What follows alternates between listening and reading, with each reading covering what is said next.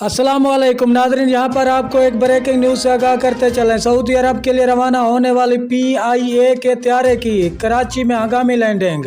ہم آپ کو مکمل اپڈیٹ سے آگاہ کریں گے۔ اس سے پہلے اگر آپ ہمارے چینل پر نیو ہیں یا پہلی بار وزٹ کر رہے ہیں تو چینل سبسکرائب کریں، ساتھ دیے گئے بیل آئیکن کو آل پر کر دیں۔ تو آپ کا قیمتی وقت ضائع کیے بغیر چلتے ہیں ویڈیو کی طرف۔ اسلام آباد سے سعودی عرب کے لیے روانہ ہونے والی PIA طیارے کی سائٹ اسکرین میں دوران پرواز دراڑ پڑ گئی، جہاز کے کپتان کا ہنگامی اقدام۔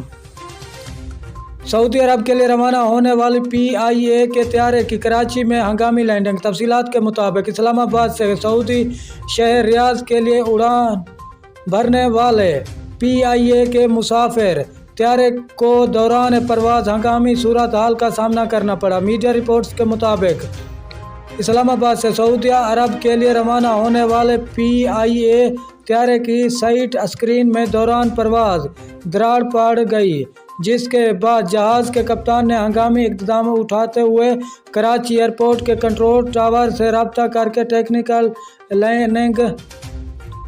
لینڈنگ کی اجازت طلب کی۔ اجازت ملنے کے بعد کپتان طیارے کو کراچی ایئرپورٹ پر بحفاظت ہنگامی لینڈنگ کروانے میں کامیاب رہا۔ شکریہ ناظرین، ہماری ویڈیو دیکھنے کا۔ ملتے ہیں نیکسٹ ویڈیو میں۔